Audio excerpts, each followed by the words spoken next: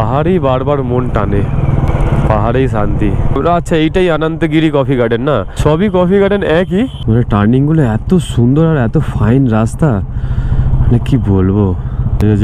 যাদের পয়সা খরচা করার ইচ্ছা আছে এরকম জায়গায় কিন্তু থাকতে পারবে।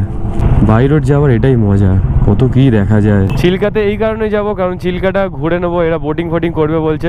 এই যে রাস্তার উপর দিকে উঠে যাচ্ছে, হয়তো ক্যামেরায় দেখানো যাবে না, এখান থেকে রাস্তার উপর দিকে উঠে যাচ্ছে, ওটাই আরাকু ভ্যালির রাস্তা। আর একটা রাস্তা ডান দিকে যাচ্ছে, ওটা হচ্ছে বোড়া কেভ। দেখো এখানকার লোকের কেমন গা জোয়ারি, দেখো এখানে অটোটা দাঁড়িয়ে আছে, অটোটা সরিয়ে নিলেই বাসটা বেরিয়ে যায়, জ্যামটা ক্লিয়ার হয়ে যায়। পাহাড়ের উপরে রেল স্টেশন। তবে যারা বাইক নিয়ে এখানে আসবে না তারা কিন্তু ট্রেনের জার্নিটা অবশ্যই করো। এখানে আসলে তোমরা বুঝতে পারবে যে ভাইজ্যাগের ওয়েদার আর এখানের ওয়েদারে অনেকটা তফাৎ। ও মাই গড, সৌন্দর্য তো এইখানে। হাইওয়ের ধারে এরকম সৌন্দর্য যদি স্নেক বিউটি থাকে না, গাড়ি ছাড়লে আরো মজা লাগে। अरे आपका स्टैंड गिरा था, स्टैंड आपका ये स्टैंड गिरा था। এই দেখো ভাইবেশনে লাইটটা দুটো বোল্ট খুলে গেছে। পাহাড়ের উপরে কি বড় শিব দুর্গা। Welcome to Orissa. উড়িষ্যায় ঢুকে পড়েছি আমরা।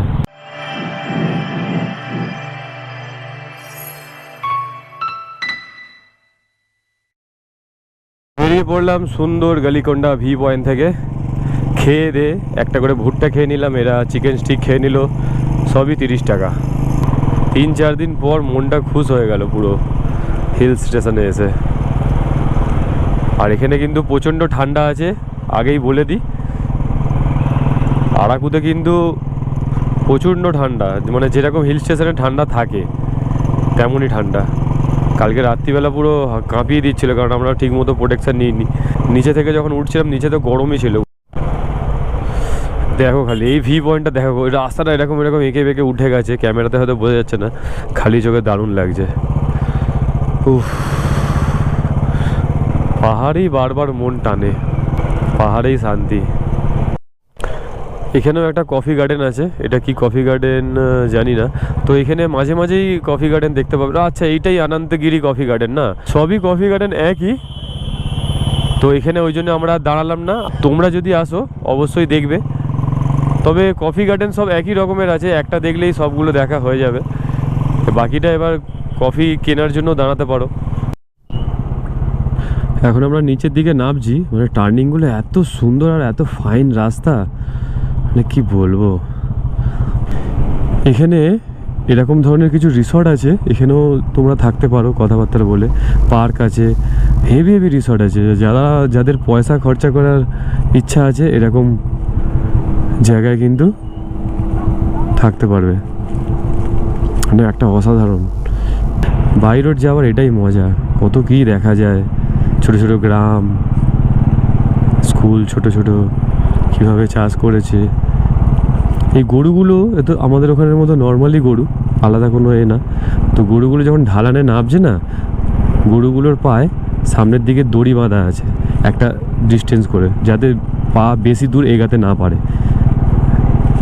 এটা জানা ছিল না, আমি দেখলাম বলে বুঝতে পারলাম, যাতে গরুগুলো স্পিডে হঠাৎ করে স্পিড বাড়িয়ে নিচে নেমে পড়ে না যায়। ওই জন্য দড়ি একটা সাইজের বাঁধা আছে, ওই সাইজের থেকে বেশি পা বাড়াতে পারবে না গরুটা। দাঁড়িয়ে পড়লাম ধোসা খেতে। ইডলি ধোসা খেয়ে বেরিয়ে গেলাম। এখানে লোকাল ফুড। ইডলি খাইনি, ধোসা আর বড়া খেলাম। খেয়ে রওনা দিয়ে দিলাম চিল্কার দিকে। চিল্কা পাক্কা 350 কিলোমিটার বাকি আছে, সময় দেখাচ্ছে 5টা 40-এ পৌঁছে যাব। মাঝখানে আবার দাঁড়াবো ততক্ষণ এবার পিছিয়ে যাবে টাইম। চিল্কাতে এই কারণে যাব কারণ চিল্কাটা ঘুরে নেবো, এরা বোটিং ফোটিং করবে বলছে। চিল্কাতে পুরী থেকে আবার চিল্কাতে আসা একটা ঝামেলা, আবার বেকার গাড়ি চালিয়ে আসতে হবে। ওই জন্য চিল্কা ঘুরে ডাইরেক্ট পুরীতে চলে যাব, তাহলে আর কোথাও ঘুরতে যাবার ব্যাপার থাকবে না, পুরীতে রিল্যাক্স।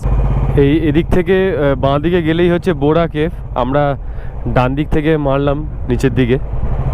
এই যে রাস্তার উপর দিকে উঠে যাচ্ছে, হয়তো ক্যামেরায় দেখানো যাবে না, এখান থেকে রাস্তার উপর দিকে উঠে যাচ্ছে, ওটাই আরাকু ভ্যালির রাস্তা। আর একটা রাস্তা ডান দিকে যাচ্ছে, ওটা হচ্ছে বোড়া কেভ। বোড়া কেভটা একটুখানি ওখান থেকে 1.5 কিলোমিটার হবে, হয়তো 2 কিলোমিটার, মানে ওখান থেকে স্টার্ট হয়ে যায় অ্যাকচুয়ালি গাড়ি পার্কিং। ভিউটা দেখো খালি, এখানে ভিউ পয়েন্ট আছে দামুকু, দামুকু ভিউ পয়েন্ট। মানে ভিউ পয়েন্ট আলাদা করে আর মেনশন করার দরকার নেই, সব জায়গাতেই ভিউ পয়েন্ট আছে। দেখো এখানকার লোকের কেমন গা জোয়ারি দেখো, এখানে অটোটা দাঁড়িয়ে আছে, অটোটা সরিয়ে নিলেই বাসটা বেরিয়ে যায়, জ্যামটা ক্লিয়ার হয়ে যায়, কিন্তু সরাবে না। প্রত্যেক জায়গায় এরকম করে জ্যাম লাগাচ্ছে। এটা যদি সিকিম টিকিম হতো কত সুন্দরভাবে মেনটেন হতো।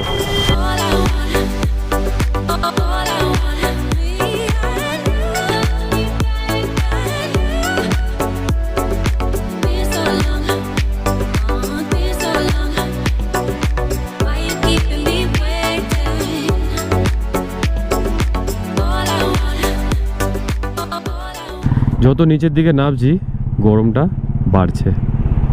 উপরে কি সুন্দর ওয়েদার ছিল।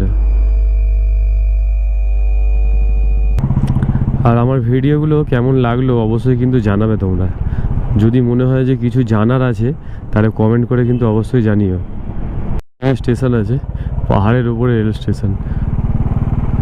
তবে যারা বাইক নিয়ে এখানে আসবে না তারা কিন্তু ট্রেনের জার্নিটা অবশ্যই করো, কারণ আমরা উপর দিয়ে যাচ্ছি তো বাই রোড, উপর দিয়ে দেখতে পাচ্ছি ট্রেনগুলো যাচ্ছে, এত সুন্দর লাগছে দেখতে। আর ট্রেনের রাস্তাও কিন্তু ফ্ল্যাট নয়, উপরে উঠছে নিচে নামছে, কত সুন্দর টার্নিং নিচ্ছে, টানেলে ঢুকছে, এগুলো কিন্তু সব উপর দিয়ে দেখা যাচ্ছে রাস্তা দিয়ে। যাই বলো, আরাকুতে আমরা 2 দিন পুরো কাটালাম, একটা রাত কাটালাম, কিন্তু পুরো ফ্রেশ অক্সিজেন নিয়ে যাচ্ছি। এখানে আসলে তোমরা বুঝতে পারবে যে ভাইজ্যাগের ওয়েদার আর এখানের ওয়েদারে অনেকটা তফাৎ। আরাকু ভ্যালি সত্যি খুব ভালো লাগলো, মনে থাকবে আমার আরাকু ভ্যালি। আরাকু ভ্যালিকে মনে পড়লেই ভিডিওটা খুলে দেখে নেবো আমি। পোঙ্গাল উপলক্ষে প্রচুর লোক এই আরাকু ভ্যালিতে আসছে, মানে লোকাল লোক আর কি।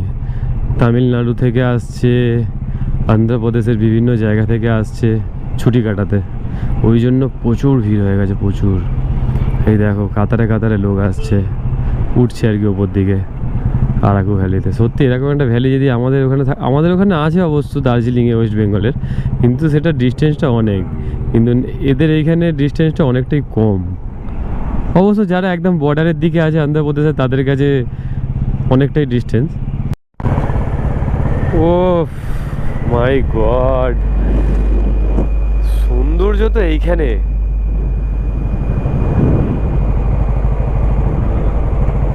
ফাটাফাটি ফাটাফাটি কি লাগছে একটা পাহাড়ের পরে আর একটা পাহাড়, যেরকম আমরা ছোটবেলায় আঁকতাম না, পুরো সেরকমই লাগছে। তবে আমি বলবো হাইলি রেকমেন্ডেড, শীতকালে এসো না কেউ, বর্ষাকালে আসো, গরমকালে টিকতে পারবে না, তাই বলছি বর্ষাকালে আসো। এই ওয়েদার পুরো সবুজ দেখতে পাবে, এক অন্যরকম পরিবেশ হয়ে যাবে তখন। কোথাও ঘুরতে গেলে না আমার একটা কথা মনে পড়ে যায় বারবার, একটা রচনা একটা স্যার আমাদের লিখে দিয়েছিল স্কুলে যখন পড়তাম, তার মধ্যে 2টো লাইন ছিল, সেটা বারবার মনে পড়ে যায়, বলেই দিই তোমাদেরকে। হয়তো আর এ পথে হবে না কো আশা, পথের দুপাশে রোপণ করি আমার বুকের ভালোবাসা। এটা আমার বারবার মনে পড়ে যায় যখন আমি কোথাও ঘুরতে যাই আর যখন বাড়ি ফিরি ঘুরতে, তাই তোমাদের সাথে শেয়ার করলাম। আশা করি তোমাদেরও ভালো লাগবে, তোমাদেরও মনে পড়বে এই 2টো লাইন। চলে এলাম সেই আরাকু ভ্যালির চেকপোস্টে। আরাকু ভ্যালি শেষ, আর আমাদের 328 কিলোমিটার যাত্রা করতে হবে চিল্কা। আমরা আসার টাইমে এই রোডটা দিয়ে এসেছিলাম, এইটা দিয়ে গিয়ে ওদিকে ঢুকে গেছি, কিন্তু ম্যাপ দেখাচ্ছে এখন এইটা NH 516E। উঠে গেছি অলমোস্ট হাইওয়েতেই, সামনে পাহাড় আর হাইওয়ে একদম মাখানের মতো, নতুন রাস্তা মনে হয়। উফ, দারুণ লাগছে, দারুণ। হাইওয়ের ধারে এরকম সুন্দর যদি স্নিক বিউটি থাকে না, গাড়ি ছাড়লিয়ে আরও মজা লাগে। Welcome to Raipur Visakhapatnam economical corridor. Toll গেটে আজকের প্রথম গান্তেয়াদা টোল প্লাজা, গান্তেয়াদা, হ্যাঁ গান্তেয়াদা টোল প্লাজা। একটু জল খেয়ে নিই তাহলে আমরা। এই জলাশয়টার নাম হচ্ছে ভিজিয়ানাগারাম। আমরা হাইওয়েটা ধরবো বলে ভিজিয়ানাগারাম গ্রামের ভেতর দিয়ে নিয়েছি। এতক্ষণ পর আমরা হাই রোডে উঠলাম। 276 কিলোমিটার বাকি আছে চিল্কা। এতক্ষণ পর দেখলাম কলকাতা 794 কিলোমিটার বাকি আছে। তেলটা ভরে নিলাম 600 টাকা ফুল ট্যাঙ্কি। 800 টাকা, 600 টাকার ঢুকেছে। মনে তেল সার্ভিসটা আমার বেশি দিচ্ছে তোমার থেকে। এই ফেরার টাইমে বাঁ দিকের পাহাড়গুলো খুব সুন্দর। মামা মনে হচ্ছে খুব জোর টেনে দিয়েছে। 214 কিলোমিটার আর বাকি আছে চিল্কা। কি বিশাল বজরংবলীর মূর্তি, 100 ফুটের উপরে হবে মনে হচ্ছে। বিশাল মন্দির। 1.5 ঘন্টা কন্টিনিউ গাড়ি চালাচ্ছি, মানে 100 কিলোমিটার পার হয়ে গেছে, কভার করে ফেলেছি। এখন আর 170 কিলোমিটার বাকি আছে। আর সামনের ভিউটা খালি দেখো, দুর্ধর্ষ। अरे आपका स्टैंड गिरा था, स्टैंड आपका ये स्टैंड गिरा था, इसीलिए हम टान के आया। अब उठा लीजिए, ठीक है, स्टैंड को उठा लीजिए। লোকটা মদ খেয়ে চুর, তাই বলি স্ট্যান্ড তোলেনি, গাড়ি হু হু করে জোরে জোরে চালাচ্ছে। খুব বাঁচানি বেঁচে গেছে। এই দেখো ভাইব্রেশনে লাইটটা দুটো বোল্ট খুলে গেছে। গাড়ি দাঁড় করালেই না এইসবগুলো একটু চেক করতে হয়, নাহলে অসুবিধা হবে। কোথায় বোল্ট খুলে গেছে, কি হয়ে গেছে। এখন এই ব্ল্যাক টেপটা বের করেছি, দেখি কিভাবে আঁটতে পারি। মোটামুটি একটু লাগিয়ে রাখতে হবে, নাহলে এদিক ওদিক ধপধপ করবে, খুলে ভেঙে পড়ে যাবে।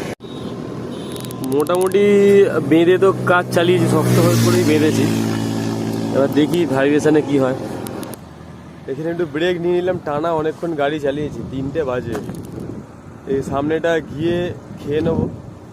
মামা একটু টেনে আগে চলে এসেছিলো, আপু পেট্রোল ভরার জন্য পেছনে চলে গেছিলো। এখন সবাই চলে এসেছি একসাথে। 10 মিনিটের ব্রেকটা নিয়ে আবার বেরিয়ে পড়লাম। মোবাইলটা লাগাইনি, কারণ সামনেই খাবারের দোকান থেকে আগে খেতে হবে। লক্ষ্মীপুরম টোল প্লাজাতে চলে এসেছি আমরা। 4টের সময় খাচ্ছি, মানে প্রত্যেক দিনই ওরকমই হয়ে গেছে, 4টের সময় খাওয়া দাওয়া। গাড়িগুলো এখানে দাঁড়িয়ে আছে।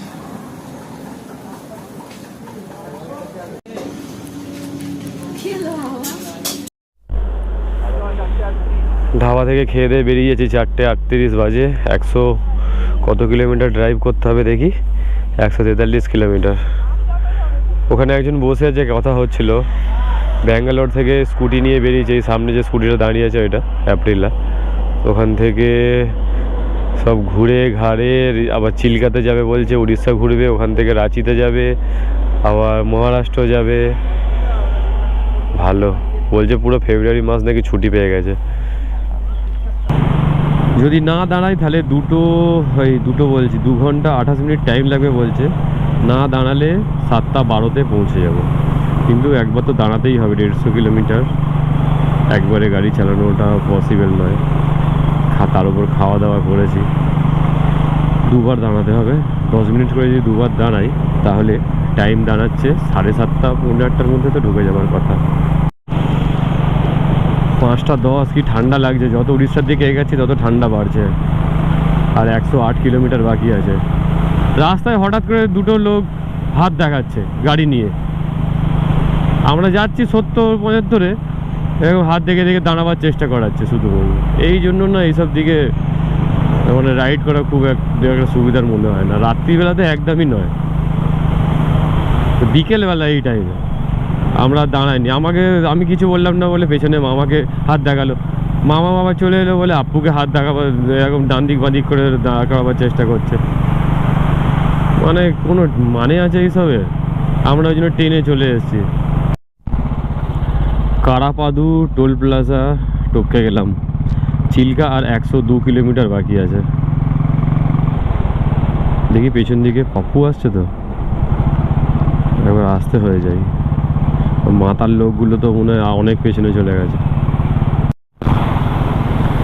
পাহাড়ের উপরে কি বড় শিব দুর্গা। আচ্ছা ওইটা দিয়ে মনে হচ্ছে যায়, ওদিক দিয়ে মনে হয় রাস্তা আছে। আচ্ছা উপরে দোকানপাটও আছে, লাইট ফাইট জ্বলছে। Welcome to Orissa. উড়িষ্যায় ঢুকে পড়েছি আমরা।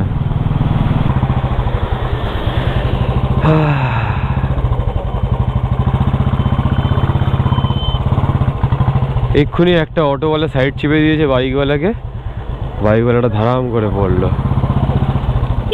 চ চ।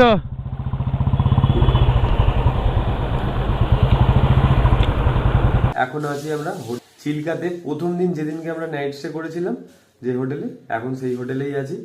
ওই 7:30 নাগাদ আমরা পৌঁছে গেছিলাম। গাড়ি খুব বেশি ব্রেক নিইনি, ঠিক টাইমেই পৌঁছে গেছি। তো এখানেই খাওয়া দাওয়া করবো। এখানে থাকার কারণ, পুরী থেকে যদি আবার চিল্কা লেক ভ্রমণে আসতাম তাহলে আবার আমাদেরকে গাড়ি চালিয়ে আসতে হতো। ওই জন্য এখানে থেকে গেলাম। এইখান থেকে যে সাইট সিনগুলো হয় চিল্কা লেকের জন্য, ওইগুলো কাল সকালবেলা সাইট সিনগুলো কমপ্লিট করে তারপরে আমরা যাব পুরীতে। তো পুরীতে কোন কোন জায়গায় ঘুরছি ওইটা দেখার জন্য কিন্তু তোমাদেরকে এই চ্যানেলটা সাবস্ক্রাইব করে রাখতে হবে। আর ভিডিওটা কেমন লাগছে সেটা কিন্তু অবশ্যই কমেন্ট করে জানাবে। আর ভালো লাগলে লাইক শেয়ার তো করবেই। তাহলে আজকে গুড নাইট, কাল সকালবেলা তাহলে দেখা হচ্ছে পরের ব্লগে।